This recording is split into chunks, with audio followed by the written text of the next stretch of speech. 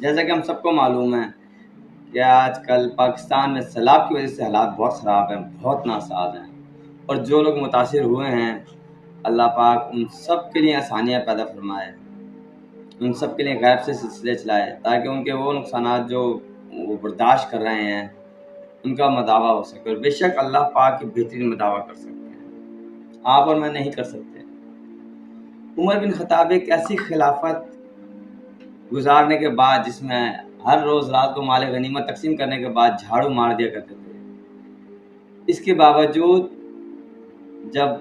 ان کا سر ان کے بیٹے کی گود میں ہے اور وقت آخر ہے تو اپنے بیٹے کو کہہ رہے ہیں کہ بیٹے میرا سر زمین پہ رکھ دے، اور خاک میں اپنا